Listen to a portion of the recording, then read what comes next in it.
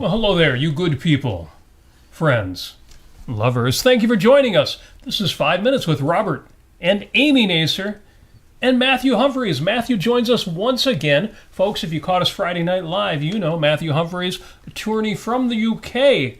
We had a great session. If you missed that one, that is one to listen to after the fact. Good stuff. Matthew, how are you doing on this fine evening?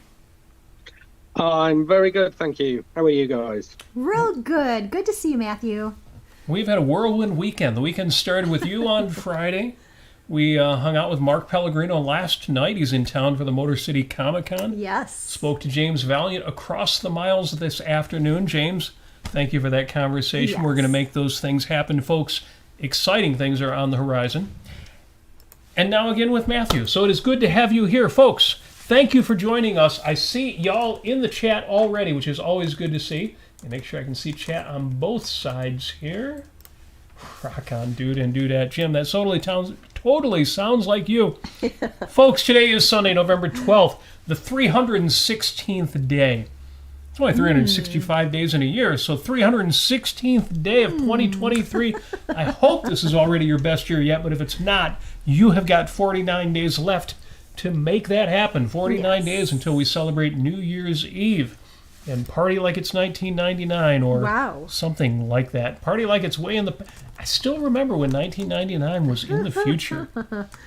We had to buy all the bottles of water for Y2K. Oh, and, Y2K. Does everybody remember Y2K? Yeah, we bought like a 2-gallon jug of water, and that was our prep effort. The reason for laughing, of course, is 2 gallons ain't nothing, but we didn't expect nothing. Maybe there will be 1 or 2 stores that couldn't open in the morning. That'd be about it. It turns out we were right. I don't know. Matthew, in the UK, was there as much panic about Y2K? Did they think when 1999 flipped over to 2000, there may be massive disruptions? Well, I think we over here referred to it as the Millennium Bug, as far as I recall. I remember that.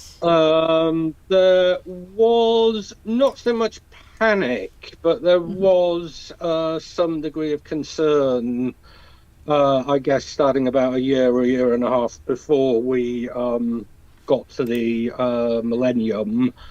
There were not ultimately any significant issues, but I guess the question is, were there just never going to be any issues, or is it the case that everybody sort of prepared? That's what happened. We saved you.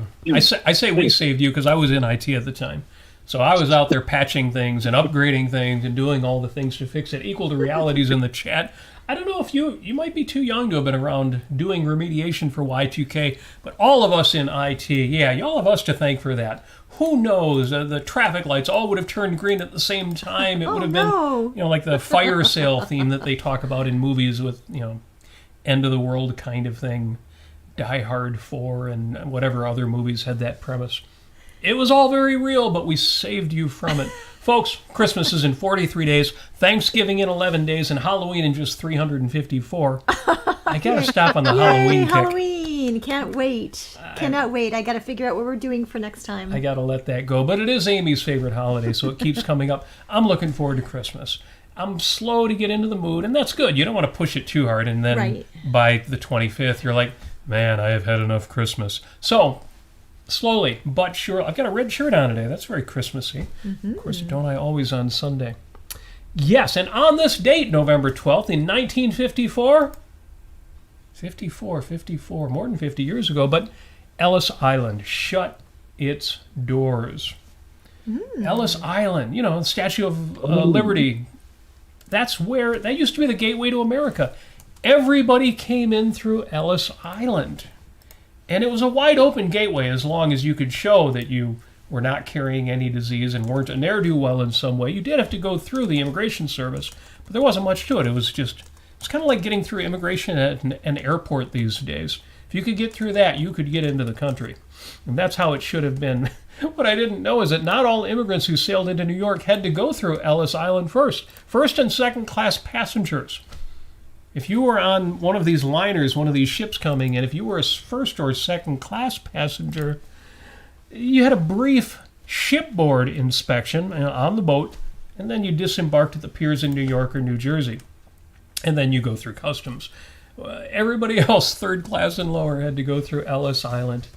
Man, I wish it was still like. I wish we still had one gateway, simple process. For Pete's sake, let people in. I know there's been various periods of quotas and whatnot, but now maybe in the UK that looks different because there's been a cultural shift with the amount of Muslim immigration into the UK, and that's especially disheartening looking at the protests that are going on. But with that in mind, I've got to give a huge shout out to the French. Oui, oui, très bien. The French in wartime? Yes, the French in wartime. 100,000 people in a protest today. Oh. Was it those crazy pro-Palestine Yes. people? No, it was a protest against anti-Semitism. Yay. Including a bunch of high-level French politicians. No, Macron was not there. He's a piece of work. But it was great. Pictures are great. Photographs in the news. Worth taking a look. Because, man, it's been disheartening lately. Yeah. You know, we broadcast this show around the world from Motown, which includes Dearborn, Michigan, the biggest enclave of my cousins of the other Arabs. I shouldn't call them Arabs. Oh, you mean towelheads? The towelheads. Oh, we shouldn't be calling them that. Oh, wait, no, I shouldn't do that. Hey, folks, I can do this because I'm Syrian. It's kind of like if you're African American, you're allowed to insult your own, use the N-word and all that, so I can call them ragheads. You can't. Don't do that, or I will report you to the authority. our authority. The Palestinian Authority. I'm like the least Arab Syrian guy in the world. Don't kill us. Don't kill us. Please don't kill us. That would be rude. So, yes, anniversary of the closing of Ellis Island. It's also the date on which Jimmy Carter stopped oil imports from Iran. Why would Jimmy Carter embargo Iran? You can't get oil from there anymore. Because they frigging took 66 Americans hostage in Tehran. This people talk about this war that started on October 7th. This war's been going on for 75 years. Yeah, I'm sure the hostage taking was just a reaction of being oppressed. Yeah, right. 444 Free days. Palestine. 444 days those hostages were held. Is it any wonder that Jimmy Horrible. Carter did not get reelected and Ronald Reagan took over the presidency and was president from 81 to 89 and gets the credit for getting them damn hostages back? Okay. Oh, God. We Yeah. did. I bring that up because we had that good news. Protests Good. in France. Oh, by that the way, was very cool. this Tuesday the 14th, there's going to be many people supporting Israel and Jewish people in Washington, D.C. in a very, very large gathering and protest. Excellent. I'm sure a So- lot of my friends from Dearborn will be there. Yeah. I shouldn't say. Dearborn is one of the best places in the States. It is. Because it's where the Henry Ford is. Greenfield Village. It's a beautiful thing. Yeah. And to be honest, most of the Right. Arabic people in Dearborn are Americans. Right. They're not all crazy people out there marching. There are way too many of them that are. But with that said, November 12th is also French Dip Day. Oh, that's delicious. It is. It's my favorite sandwich. It's one of my favorite meals. I'm always looking for new places to get a French dip in southeast Michigan. Yeah. The French are protesting anti-Semitism, and they probably didn't invent the French dip. Like most French fries, French toast, Frenching is actually a way of slicing things. The name doesn't come from that. I don't care. I love the French today. I want to go back to Paris. I do. We spoke to Mark Pellegrino last night. We had dinner with him after the Motor City Comic Con. And he's got a place in Paris. And I'm like, I'm so jealous. I want to go back to Paris. I know. Even though I'm sure they would look down their noses at me if I asked, do you have a French dip? So, National French Dip Day. I don't know why today is French Dip Day, but it is. It's out there. It's the birth date of Grace Kelly, the amazing Grace Kelly. And I want to hear some, I'm always looking for movie suggestions. So, and I know Jim will have some suggestions, but everybody, Grace Kelly movies. Of course, we've seen Rear Window, Alfred Hitchcock film with Grace Kelly. We have seen To Catch a Thief, What else? Before Grace Kelly abdicated the throne, I mean her Hollywood throne, and took over the throne as Princess Grace Kelly of Monaco. Can you imagine retiring from Hollywood in order to become a princess? Well, I guess that's a reason to retire. Yeah. True love. At least I hope so. Oh, I'm sure it was. And that is how the story is told, and I absolutely believe it. Also, a happy birthday to the man you love to hate, Neil Percival Young. Tell us in the chat your favorite Neil Young song. Heart of Gold. Heart of Gold. Yeah. Oh, that's kind of hard to beat. Heart of Gold. Those really early, very heartfelt. Yeah, Heart one of of those Gold, very Old dramatic Man. ones like Southern Man. No. Oh, that's hard. That's a hard song to take. It is. Yeah. Of course, at the last rock and roll picnic, you and I played Cinnamon Girl. Yes. So, shout out to Neil Young, 77 years old. Dude, let me tell you the same thing I'll tell Roger Waters. Cut out the politics. Just keep writing great music. Yeah.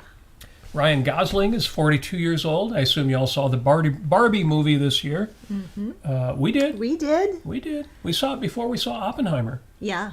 And it was more fun than Oppenheimer, even though Oppenheimer was a better movie. Yeah. Pretty much, yes. Yeah. Matthew, have you seen either of those films this year? I have seen both of those films. Ah. I didn't do the whole Barbenheimer thing, this phenomenon of people going and watching both of them in the same afternoon or whatever. Probably wise. I think I saw Oppenheimer first, and then I saw Barbie probably a couple of weeks later. Did you enjoy both films? Both good movies in different ways. Barbie, particularly given that it's based on a toy range, I actually thought was in places quite profoundly philosophical, I have to say. It was better than it had any right to be. Yes. Yes. Yeah. Even though, yeah, there was some woke in there and some modern stuff, but Yeah. it's quite a production. It was quite a production. I recommend the Barbenheimer Swiftie experience. Oh, really? You want everybody to see Oppenheimer, Barbie, and the Taylor Swift movie? Yeah, well, you start with Barbie, Start with Barbie. and then you go to Oppenheimer, and then you end with the Taylor Swift era's tour maybe. film. That's what we did, but I kind of wish we'd started with Oppenheimer because.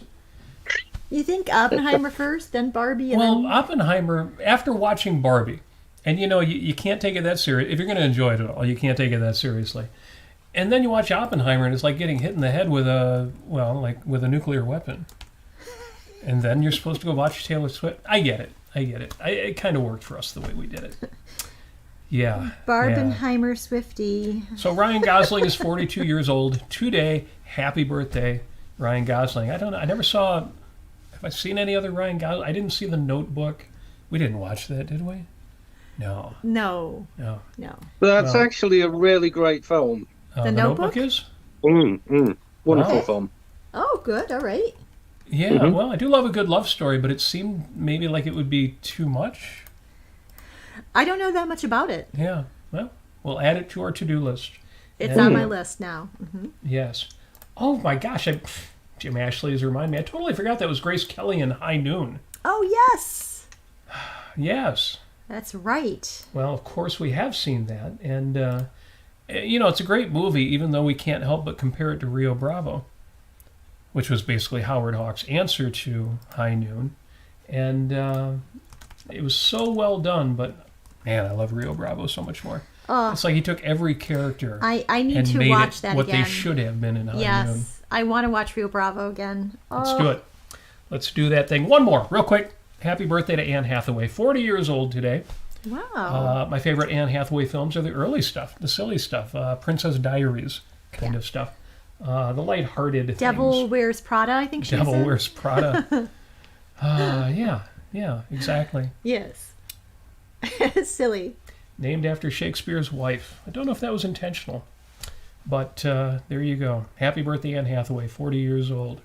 2 years, Ryan Gosling's Jr. Okay, real quick. What are we listening to this week? What are we recommending? The number one very first thing that we're listening to, recommending this week, and let's just jump into that, was an interview with Matthew Humphreys. And of course, Matthew, you are back today. That was really fun. And it's interesting because we were up against Yarun Brook. So I really appreciate the people who are with us live, who Yes. are in the chat, That as was very opposed nice. to you turncoats who went over to see Yarun instead. But folks have been catching up. Our view counts are going up. So I know you're enjoying that interview after the fact, and that is good to see. Yes. And yes, very cool. And Matthew, we got to almost everything we were going to do on Friday. But because we did run a little overtime, we wrapped it up before we got to... Well, one of the things that came up, Amy found a list of Welsh phrases with their... Fortunately, with their phonetic pronunciations. Kind of. They steered me wrong, I think, after hearing Matthew pronounce them, and I'm like, that's not exactly what I'm reading here. Well, I don't know if you can come up with a simple phonetic pronunciation guide and really get it right. The pronunciations would have to be almost as challenging as the original spellings.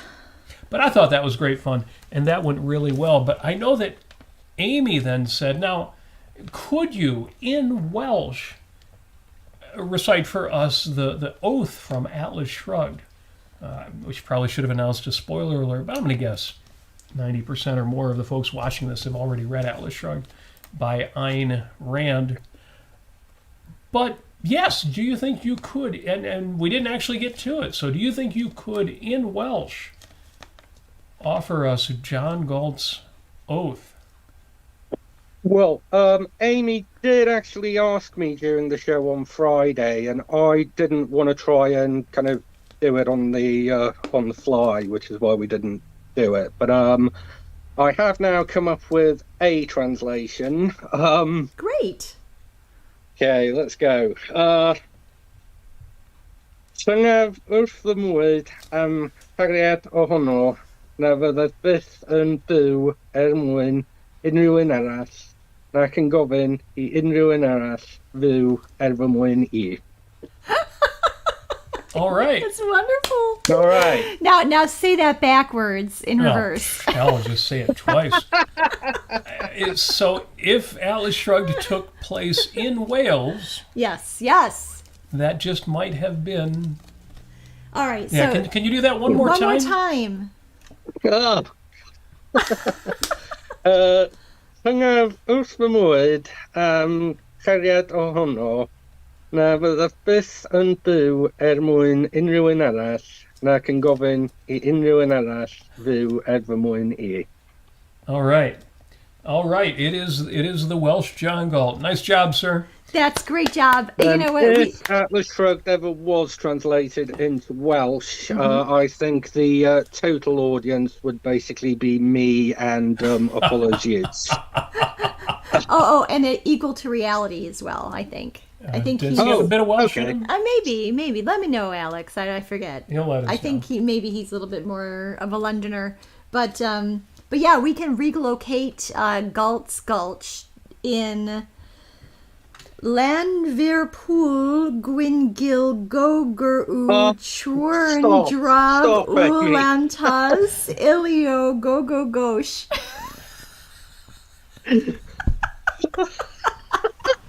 What do we have here? Okay. The longest place name in Britain. Oh, well.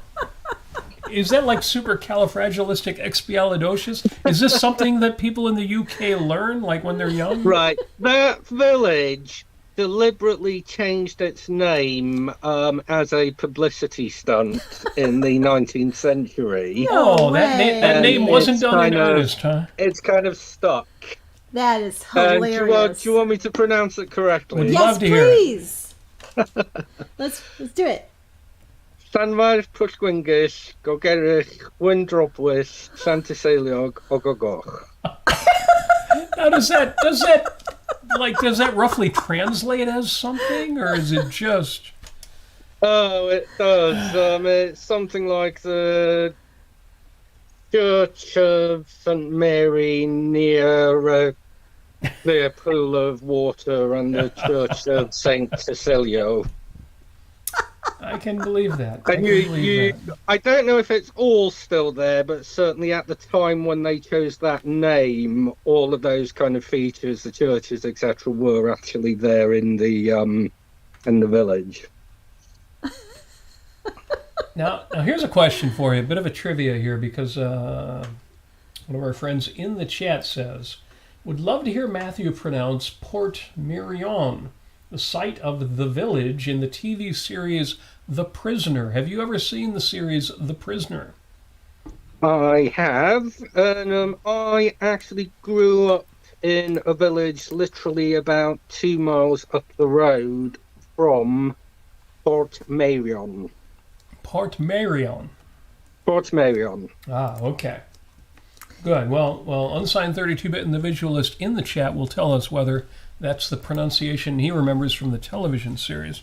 Yes, and before we move on, because we do have some more audience participation questions. Yeah, which is good, because our topic today is just AMA. Ask us anything, That's absolutely anything, no holds barred, no limits. So I've got the French translation of Atlas Shrugged, and it's called La Grève, as in the strike, because they like to strike in So France. Are you going to read for us the oath in French? Yes.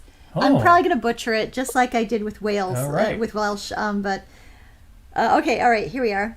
Je jure sur ma vie et la mort que j'ai pour elle, de ne jamais vivre pour les autres, ni demander aux autres de vivre pour moi. Isn't that lovely sounding? It sounds a little too pretty. It's beautiful, isn't it? Okay, should I do it one more time? I'll do it one more time. Yeah, give it to us one more time, All right, let's see it here. Okay. says the captain and Tennille. So I'll put my hand up while I'm saying it. Okay. Yes. Je jure sur ma vie et la mort que j'ai pour elle, de ne jamais vivre pour les autres, ni demander aux autres de vivre pour moi. Nice. Well, that's too nice. Too nice. Well, I'll tell you what. When we traveled to Paris, Amy knew some French. I did not learn any French. When we went to Japan, Amy learned a wealth of Japanese phrases that made the trip go more smoothly. Yes. I did not learn any Japanese, but when we went to England, when we went to London, I did prepare by learning the language. So I will give you the same oath, but this time in English. I swear by my life and my love of it that I will never live for the sake of another man, nor ask another man to live for mine. That was pretty good. That was, kind of an American accent, but It's kind of pretty, actually. kind of English. Yes, I learned English, so. One more time? I swear by my life and my love of it that I will never live for the sake of another man, nor ask another man to live for mine. Very good. That's right. That's an excellent English pronunciation and syntax. Yeah, you can kind of tell, even if you don't know English, you can tell what that was. So there you go. Since you've got the book out, Yeah. there's a party game, Yes. or a bit of party fun that we have with Great Lakes Objectivists. And we'll be doing that. I don't know. Maybe we need to check the chat and see what's going on there Let's check the chat, because we first. think we got a question here from Jim. He Okay, says, well, "Hello, just ask me anything." Hello, Matthew. Since you're apparently from Wales, if you've seen the 1941 movie How Green Was My Valley, what are your thoughts about that movie? I have seen that movie. Great movie. Very, very touching. It's not set in the part of Wales that I actually grew up in. I grew up way up north. But yeah, love the film. Excellent. Yeah, Jim is our resident film expert, and he writes essays about film and often the philosophical meanings or connections or at least lessons that can be gained from them. So thank you for that question, Jim. And we have James Valiant here in the chat on Facebook, and Outstanding. he comments to me, My Welsh is better than my. I'm sorry. Let me say that again. He says. Your French is better than your Welsh. Boy, there's the. But not as super great as my English.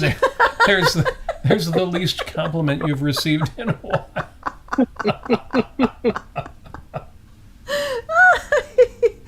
All right. Okay. Thank you very much, James, for that lovely observation.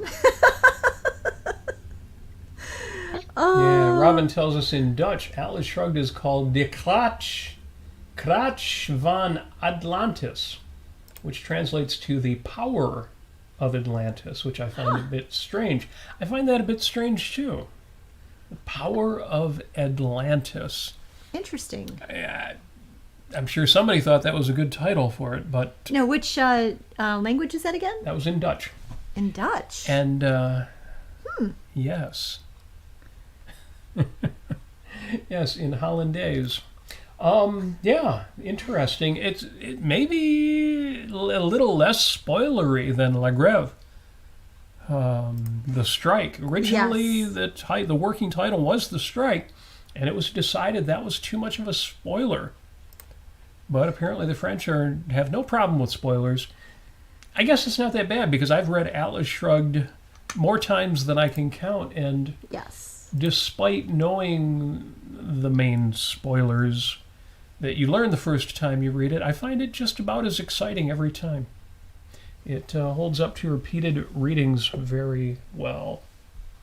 Yeah. Yes. Well, that's so great. Do you have anything else that you would like to tell us in Welsh there, Matthew? No.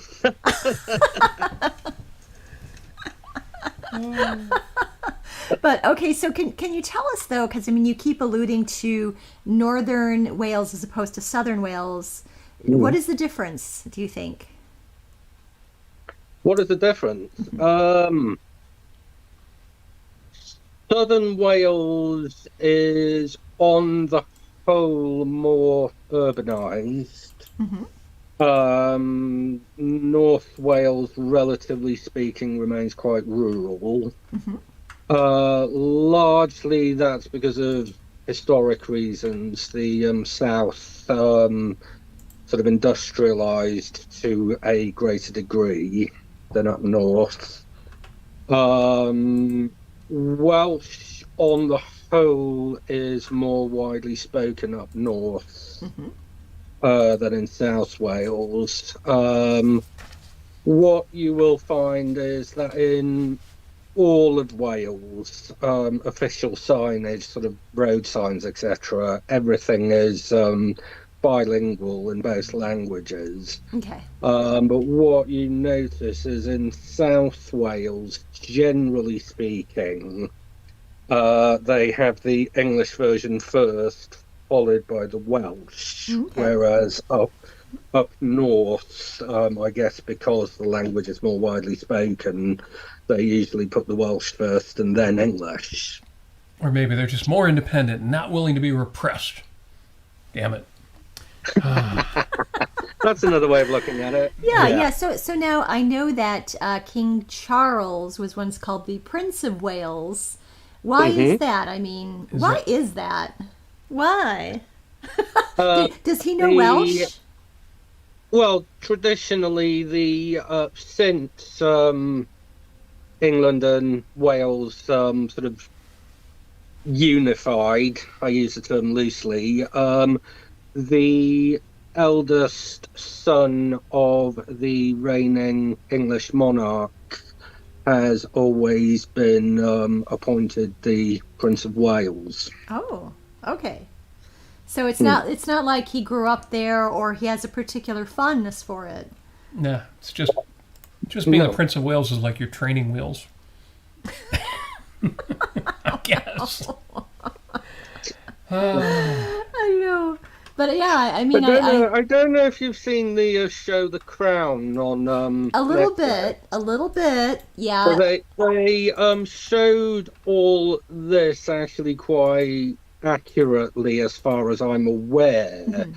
That Charles, before he was actually invested as the Prince of Wales, spent a little bit of time in a Welsh university because it was thought to be a good idea that he actually learned to speak a bit of Welsh. And the chap they picked to tutor him was sort of a Welsh nationalist, quite left-wing, objected to the monarchy. And they ended up actually being on reasonably good terms, to the point that when Charles was coming up to his actual investiture ceremony, and he'd been given this prepared speech he was supposed to read out in English, and they show this in The Crown on Netflix, he goes to his tutor and hands him something Charles has written himself and says, "Can you translate this for me?" And then, to the shock of the Queen and all the other officials, he actually does part of the speech in Welsh, which he had written himself, and none of the other royals actually had a clue what he was saying. But in fact, he was expressing respect for the fact that Wales does have its own language and its own culture, and saying that it is important to recognise that. Well, very good. So it's not like he was saying anything terribly subversive. I don't regard it as subversive. Okay. But he could have, because nobody knew. Oh, that's great. Oh, real quick in the chat here, I just noticed Stephen Katz says, the story is that the French dip was invented by an LA sandwich place, Philippe's. An officer named French told them to dip the sandwich back into its own juices.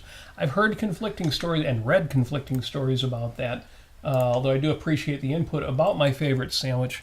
I think the restaurant where it was invented was called Philippe's after the last name of the owner, and so it wasn't French in that it wasn't invented in France, but it was a French owner of a restaurant.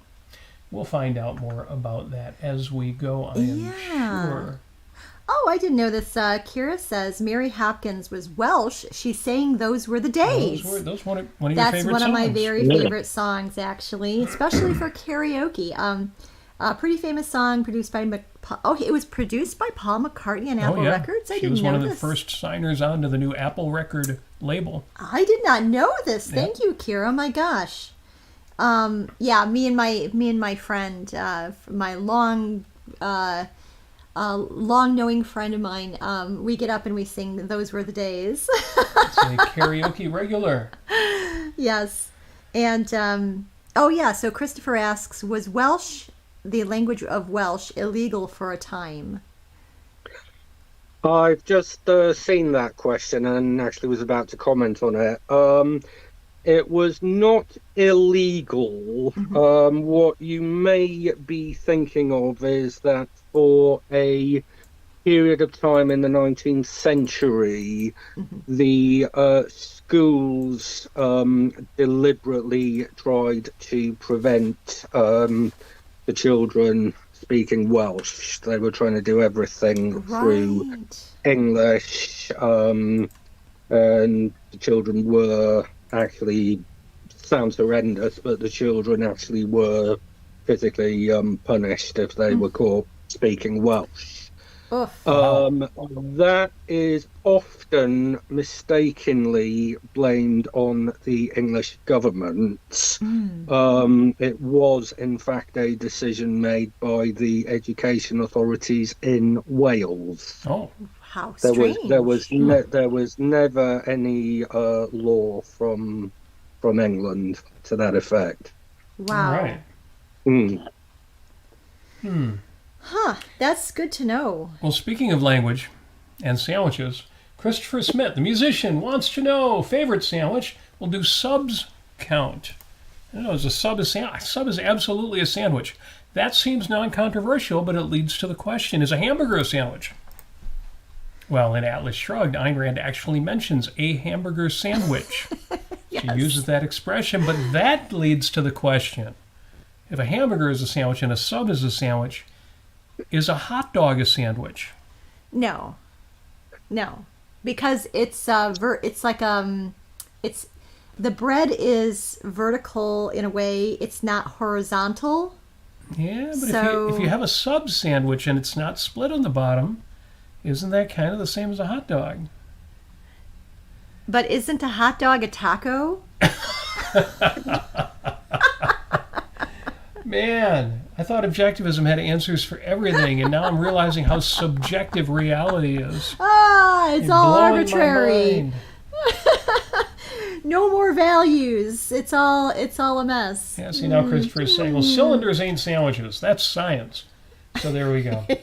No, a sub's got to be a sandwich because they're sandwich shops. Oh, Dan on Facebook, he says, I'm really missing the midweek podcast with Robert and James talking about Leonard Peikoff's old talk show. Yet another reason for Israel to hurry up and win the war. Dan, I shouldn't give any spoilers because everything is a work in progress until it becomes reality. But I mentioned earlier in the show that after having the privilege of speaking to Matthew on Friday and Mark Pellegrino yesterday, this afternoon we spoke to James Valiant. Well, why did James Valiant call you? Well, James Valiant called us to talk about resuming the Wednesday shows, and that's a work in progress. Should be happening soon, probably not this Wednesday, but soonish. Mm-hmm. Before Christmas, so it'll be a nice Christmas present. And you might have a special guest on there occasionally as well. You may remember that Amy Nasir used to participate in those shows. Mm-hmm. And it won't be necessarily, in fact, it won't be probably called Keeping It Real anymore. It will go to a slightly different topic. Which will be we used to call them Peikoff Wednesdays. Later. The official title was Reading Leonard Peikoff's Essays. And then we switched it to the more generic Peikoff Wednesdays, and then it became Keeping It Real, still about Leonard Peikoff's answers to his podcast questions. Yes, things are going to happen, so thank you for mentioning that, Dan. I'm very excited about it, but the details are still a work in progress. Announcement coming soon. James wants to know if a calzone is a sandwich. Is a calzone a sandwich, or is it a pizza slice? No, it's actually... a pizza pie. Calzone is completely encased in a bread, okay? Right. Just like... isn't it kind of a folded over pizza? Kind of, but it's also it's a handheld. But the fold is baked in. It's a handheld. Now I don't know. A handheld. Yeah. A handheld what? It's like handheld has become a noun. It used to be an adjective. So back in the 1700s, I think they called them bridies. Bridies. Yeah, like it's a meat pie. It's a meat pie. It's a meat pie. Pizza meat pie. Yeah. Well, but that then leads to the question: is a pizza a pie? Yes. You don't sound that certain of that answer. I just want to take a moment here Yes. for historical reasons. So they would have these meat pies. I don't know exactly when they started making them, but and that also translates to pasties. Pasties. Yes. Which, if you're not from Michigan, you might not know what that is, but it is a meat pie. It's a meat pie. And it's got like I think turnips or rutabaga or something. Turnips in it. and rutabagas, yeah. and you're like, and where are the potatoes? And you're like, no, this is Michigan. Onions and things. And normal things, onions, like gravy. a little gravy in there. Yeah, exactly. So I mean, the idea of rutabagas and turnips that throw you. Yeah, I mean, the idea of a fully encased in bread or crust meal kind of was a little bit more popularized during the time that lunches were popularized during the Industrial Revolution, because people weren't eating or working on the farm anymore, so they went out to their jobs and they had to pack a lunch, and it was very easy to have a handheld pie, you could call it. What, Robert? I'm just looking at the chat, and equal to reality is saying a calzone would be a pasty, so there you go. Kind of like a Michigan meat pie, and that's cool. And Akira says it's a quesadilla, which I assume is reference to pizza. It's not a pie, it's a quesadilla. Of course it sounds ridiculous, but think about it. We need to find ourselves an expert on the subject. That's what we need. We need to... I know Leonard Peikoff is officially retired, but James Valiant knows Leonard better than any of us, so maybe he could get Leonard an answer. Dr. Peacock can Dr. certainly Peacock. shed light on this and You need give to come us out of retirement. There's an full important etymology issue. of all of this and the correct epistemological approach. Important issues need to be answered. That's why we need another person at Leonard Peacock's level. It's interesting because there are some brilliant philosophers out there, and some of our favorite people too. Greg Salmieri would probably have an answer for that. It's not the same. We need Dr. Peacock or maybe Ayn Rand. When is artificial intelligence going to rise to the level of being able to give us the electronic Ayn Rand? I shouldn't joke about that because I'm sure it's going to happen. Somebody is going to feed everything Ayn Rand ever wrote That'd be and cool. everything she ever said to an AI system, and then maybe we're already there. How would Ayn Rand have answered the question, is a pizza a pie? Is a calzone a pasty? So there you go. Incidentally, when I was young, because of the way it's spelled, I always pronounced it pasties. And later on, I found out that those are not something you eat. That's not a handheld meat pie. Not usually. I may have slanted the question somewhat, but I did once get ChatGPT to confirm that a Negroni is the most objectivist cocktail. Negroni is the most objectivist cocktail.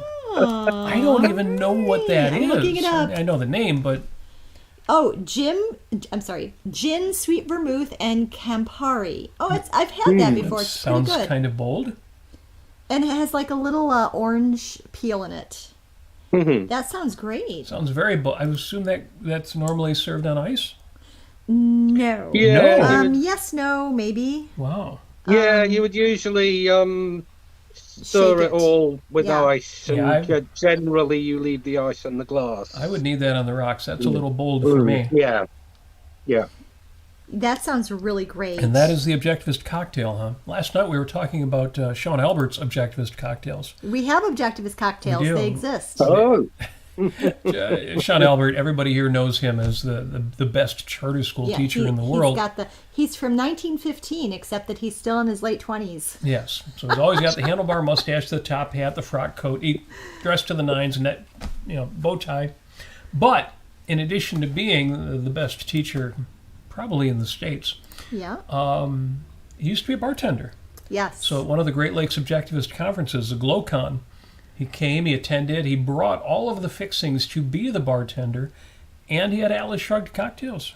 Yes, he's got, the Fountainhead Fizz. Yep. He's got Mr. Thompson's Grapefruit Special. Oh. Yeah.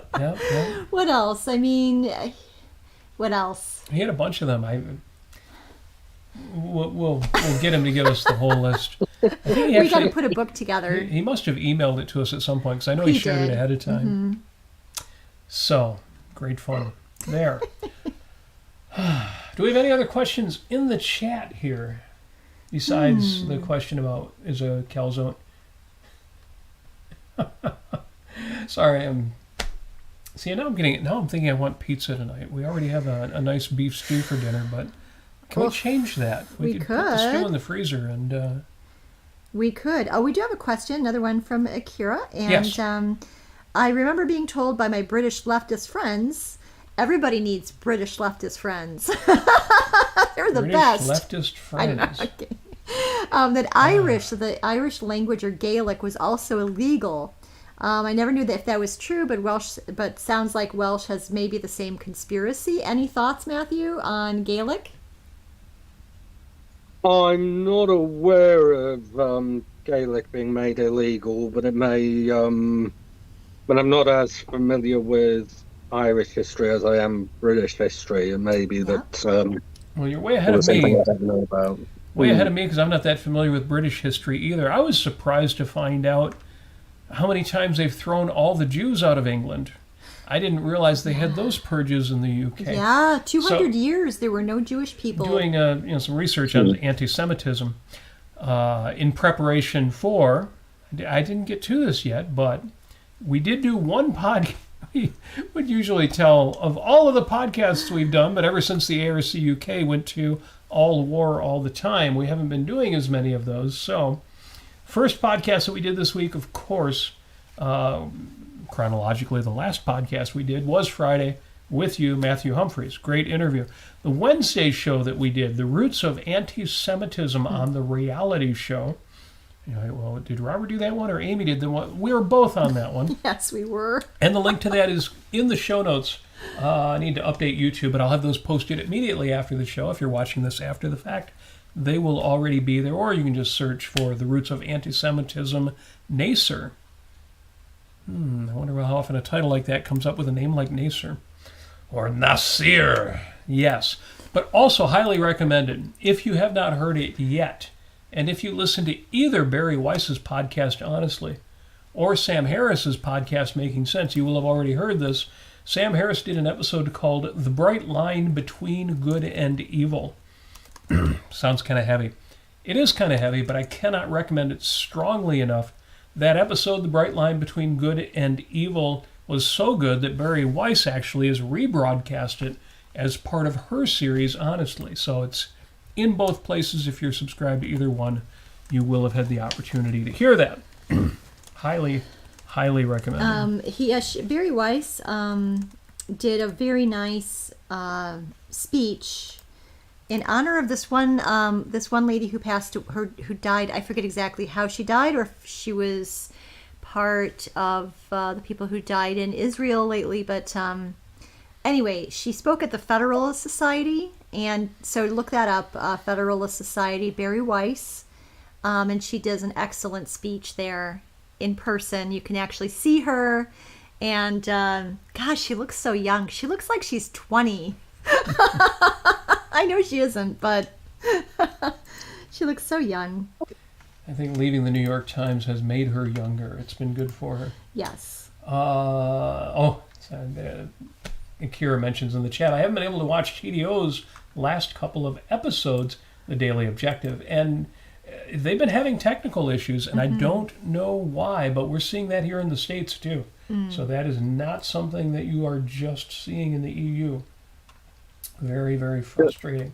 That has been raised on ARC UK's WhatsApp group. Okay. So the guys will be looking into what's wrong there, I'm sure. Yep. Yeah. I know they're aware, and hopefully they'll be able to straighten that out, or maybe it already is, and we won't see that anymore next week. Jason says, I was wondering what was happening with the algorithm or whatever is geo-blocking us. Anyway, a VPN to the EU seems to work. So that's interesting. I wonder if there's a reason why... well, I do know that our producer is in Europe, so maybe that has something to do with it. Hopefully that issue is resolved. I'm always surprised it all works as well as it does. That we are broadcasting to the producer from all around the world, and it's all going through his systems and then back out onto the internet, and we're all hearing it in, something fairly close to real time. So the fact that we had issues this week is not that surprising to me, given what's going on there. Yes. Petya on the Facebook side says, I bet if you look into the Khan Academy Conmigo AI, you will be able to talk to Ayn Rand. We'll take a look at that afterwards, we'll have to see what their AI has to say if we ask it questions about, if you were Ayn Rand, what would you say in response to? Yeah. And then we'll give her some of our saltier questions. Excellent. Salty calzone questions. Amy, did you want to we've gone a long time here and we're keeping Matthew up late, but did you want to give us one or two samples from Random Atlas? Yes, okay. All right, so Matthew, we have page, let's see, let me just double check, make sure that we're good with the page. Oh, yeah, you said you were going to do this earlier. Oh, yeah, we need a random page number. Okay, it literally actually starts with page 3, so between page 3 and page 1168. So starts at page 3. Does that mean there's really only 1166 pages? That sounds really non-objective. We've been had. I know. We are missing pages. I demand a refund of 0.0002 cents. All right, now go. Right. What's your number, Matthew? I'm going to be mischievous and say 666. Oh, I don't think anyone said that one yet. Oh, all right. Well, Amy will read a paragraph, and then we will try to say what's going on at that point. 6. All right, I'm going to read. Oh, it's actually okay. Okay. There's a shorter paragraph here. Okay. Wow. Okay. Now let's go ahead and now this is a quote. Okay, this is somebody talking. Okay. So, quote, was there any reason why this sort of horror would ever be preached by anybody? Was there anybody who got any profit from it? There was. The Starnzers. I hope you're not going to remind me that they'd sacrificed a fortune and turned the factory over to us as a gift. We were fooled by that one, too. Yes, they gave up the factory. But profit, ma'am, depends on what it is you're after. And what the Starnzers were after, no money on earth could buy. Money is too clean and too innocent for that. What a great story to be being told on page 666. The Starnses were definitely satanic. All right. So start telling us in the chat, and Matthew, you can tell us if you know. Who is it that's saying this? Yeah, who's saying this? Who are the Starnses? What does he talk? What this character is talking about? What's this guy complaining about? Oh. Well, it's probably going to be one of the losers like James Taggart or someone, isn't it? I don't know about that. Let's see. Dan Nolan says, that's the guy who burnt the soup. No, I don't think so. No. The man who's talking, who's talking. No, well, I know who Dan's thinking of, though. Yes, I know who he's thinking of. The guy who burnt this Huntsacker. Huntsacker? Huntsacker. Yeah. Yeah, no, the guy, I'm going to be an author. Of course, nobody will give me a chance, but I'm going to get around him anyway. No, I totally, I think we have an answer from Unsigned 32. Unsigned 32-bit individualist says, oh, you got it right. There you go. There he is, Jeff Allen. Yes, the Jeff homeless Allen. guy on the train. He had that, Dagny encountered him, but let me hear, I don't know, any recollections from you, Matthew, before I go in? Recollections of what, sorry? About Jeff Allen. Oh, do you have any thoughts about Jeff Allen? This is the homeless guy on the train that they were about to kick off of this high-speed train. Okay. Well, interesting little moment because Dagny, of course, actually stops him being kicked off and actually sits him down and is actually quite kind and benevolent and charitable towards him, contrasting with the common vision that objectivists are all selfish arseholes. Yes, exactly right. Yes. Now, what was the thing that she saw in Jeff Allen when she first noticed him that kind of gave her an indication that... There's this sort of look of... I can't remember exactly how she puts it. He has this sort of look of pride in his eyes. Yeah, the eyes were intelligent. Yeah. Yes. He's basically a homeless beggar, essentially. Yeah, that's actually... that's also how the first homeless person we see at the very beginning of the story is described. That's right. His eyes were intelligent. At the end of describing this guy poor and down and out, and but his eyes were intelligent. Now, Jeff Allen, there's a little bit more to him. It says, the tramp's suit, that's Jeff Allen, Jeff's suit was a mass of careful patches on a cloth so stiff and shiny with wear that one expected it to crack like glass if bent. But she noticed the collar of his shirt. It was bone white from repeated laundering, and it still preserved a semblance of shape. Yep. That really stuck out to me. It was his starched collar that she could tell he still had dignity. He still cared to present the world a reasonable, rational man. And she says, wait. Wait. Two men turned to her. Let him be my guest, she said to the conductor, and held her door open for the tramp, ordering, come in. And the tramp followed her, obeying as blankly as he had been about to obey the conductor. And then she said, sit down, and then they talk. And such a great scene. She gives him some food, and he tells her all about, what is he talking about? Yeah, Christopher Smith says, well, I say that's Galt. I've heard that theory before. I've heard people tell me before that that Jeff Allen was actually not Jeff Allen. It's or maybe I've seen interesting- Christopher That's offer an that. Somebody interesting theory. I've offered never that heard theory that. before. Huh. Yeah. Huh. That's not how I see it, but it's an interesting idea. And I've heard it more than once that folks have, not just about Jeff Allen, but that people aren't who you think they are. Akira says she saw his ARI membership. Oh, that's right. He was wearing his Ayn Rand Institute tie pin. Of course. That's great. Yes, yeah. Yeah, James Vallon says the day laborer Dagny gets the story from On the Train. Yeah. Damn right. Yes. So good. Yeah. Yeah. So who was he? What's he talking about? What is this Jeff? Who is Jeff Allen? Where did he come from? What has he taught? What story is he telling? Yeah. Well, we could do a whole episode on that, but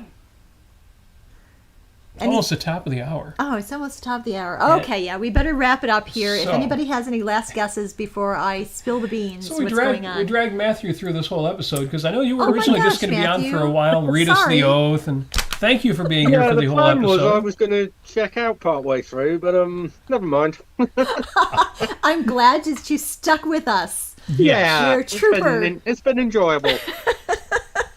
Well, then Yeah, we'll so- just have to do this again. So real quick, Jeff Allen is talking about the 20th Century Motor Company working there and its downfall after the Starnes children took over. There were 3 of them. There was Eric Starnes. I keep going to say spoiler alert, but I guess it's way too late for any of that. There's Eve Starnes or Evie Ivy. Starnes. Ivy Starnes. Ivy Starnes. And who was the third? Was it like David or something? Or No, the cynical brother. Now it's just escaping me. Yeah, Eric Starnes Eric, was Ivy, the. and who is the cynic? Please tell me in the chat. When we see him, he's like a bum living, and he like steals a nickel from this other bum, and he's just the piece of trash. Oh, James, tell us who is the third Starnes? Yeah, James Valiant will tell us. Yeah, and he's actually not. He's the least disgusting of the 3 because he's just a complete wastrel and cynic. Yes. Whereas what Eric and Ivy do is awful. They're just Horrible. yeah. Their brother, and I don't know why his name is escaping me, is practically just your average ordinary killer versus these 2 who are just poison. Great Alright, I'm story, looking great it up. part I'm of the looking story. it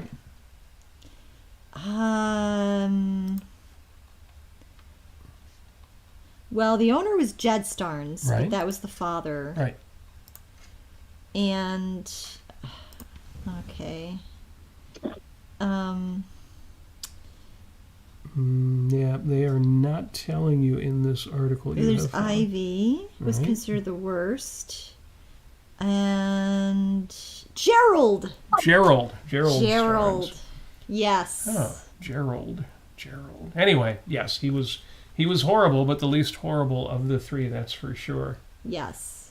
As Jeff Allen makes clear when he tells that story. Folks, thank you for joining us. I know that, what do we got? Yarn Burke going live here. So we're going to let you folks run. Matthew, we have kept you for the whole hour, and you have been a delight as before Yes. to have on the show. So thank you for that. We will do this It's been a pleasure, again. guys. It's been a pleasure. Oh, real quick, Akira was kind enough to ask, well, what about Life on Earth? You talked about the Wednesday show. What about your Thursday show? And the answer is, as soon as we get Peak Off Wednesdays going, in whichever form those are going to turn out to be, I will also be looking to get Life on Earth. Our producer, the man behind the curtain, Razi Ginsburg, the Lord and Emperor, is at the point now where, unfortunately, the situation in the Middle East has been going on long enough. We are going to keep talking about it. We are going to keep addressing it. We are not going to let up, but we do need to get some of that other content going too. So the short answer to your question is ASAP. The longer answer is probably sometime a little bit after, but hopefully near when we get Wednesdays going too. It is coming back. I do appreciate your question. Folks, I appreciate you being here. I appreciate you watching. Appreciate having you here every Sunday. If you want to support the show, here's what I need you to do. click the like button on YouTube. Even if you're watching on Facebook Live, if you happen to find yourself over at YouTube, give it a like. I appreciate it. If you're not already subscribed, hit the subscribe button. Costs you nothing but gives you notifications when we're going live, and you will have the opportunity to participate like so many of you did tonight. If you want to support the show financially, like it, share it. That's all awesome. Probably the most important thing you do. But you can also go to robertnasir.com. You'll find a link to our Patreon and PayPal. Patreon for monthly contributions. Thank you to those of you who already do that. PayPal for one-time contributions, and thank you to those of you who have given us those one-time contributions. It all keeps us motivated to keep this happening, keeps the lights on. Well, we're all objectives, so we're all rich, right? Well, it does help keep the lights on, actually, so thank you for that as well. Yeah. And we'll do it again. We'll do it again next week, maybe intermittently, maybe another Friday like we did with Matthew. In the meantime, we wish you every success you so richly deserve. We always do, and as always, we wish you love. Mwah, to you too.